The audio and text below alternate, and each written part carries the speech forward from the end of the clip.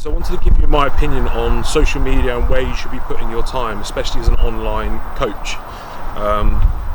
So as most people know, Facebook died a while ago in terms of organic reach. It still works really well as a pay-per-click software where obviously you're paying for your ads, and there's still some merits there. But in terms of investing your time in growing that platform, unless it's in private groups, it's not really where you want to be kind of putting your time and effort if you've got a limited amount.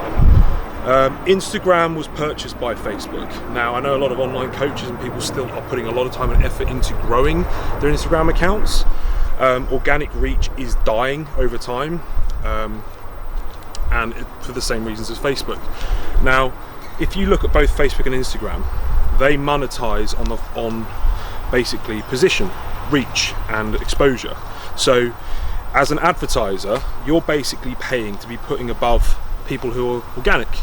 So no matter how good your content is as an organic provider, someone's not paying for their content and not advertising their content, you will always be secondary to someone that is. Now if that's the case, as advertising grows on these platforms, which it is, Instagram expenditure and Facebook expenditure has gone through the roof, and it's growing year on year because it's very profitable to actually advertise on these platforms. That's a completely separate video. But in terms of organic reach and where to be putting your time and effort into content production, those platforms by definition will always suffer because you're always going to be put below someone that's paying. Now this is what leads me onto YouTube. YouTube, in my opinion, is something that you want to be tripling down on. The reason being is, not only is it long form content, so as a service provider that needs to validate their service, their abilities, long form content's always the best because you can prove that you know what you're talking about. It's really difficult to bullshit someone for a long period of time on a video, whereas on Instagram and Facebook with a small clip or picture with a small snippet of copy, you can kind of make out you know what you're talking about, when in essence you might not really know. So people can kind of see through or potentially be a bit more skeptical with people on Instagram and Facebook. Whereas YouTube, like I say, it's much easier to validate yourself because if you talk for half an hour on a subject that's kind of in depth, you will actually find that people start to trust you a lot more because, like I say, it's hard to bullshit for a long period of time. So that's where long form content comes into its own.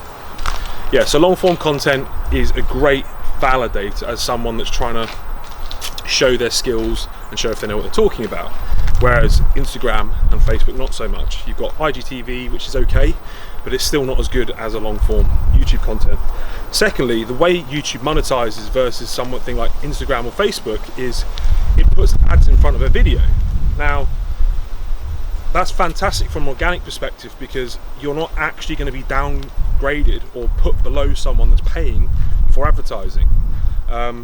Whereas on Instagram and Facebook you are. So firstly, as something that you might want to be investing your time in, YouTube is looking far more favourable.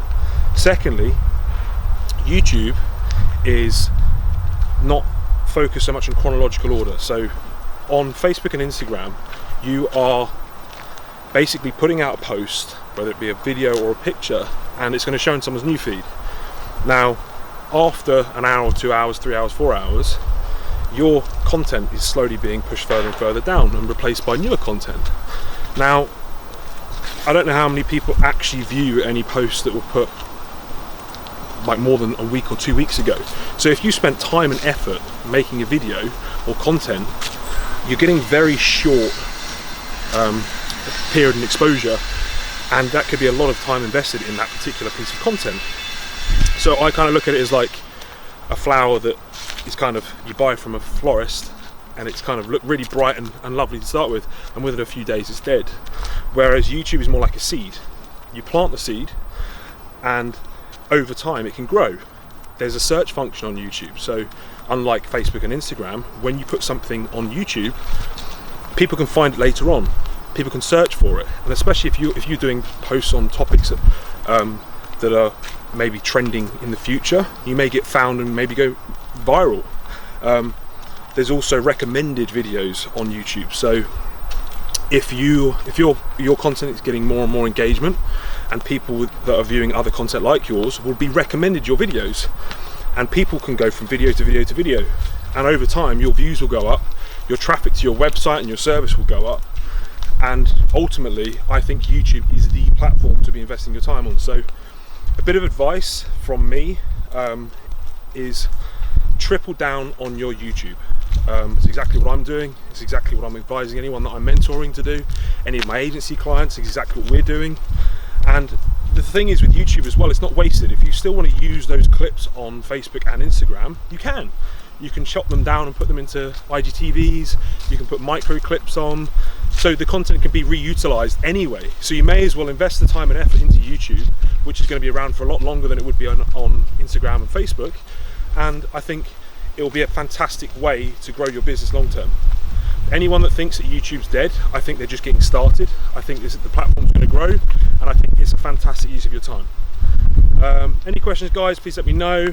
Please subscribe, and look forward to talking to you soon.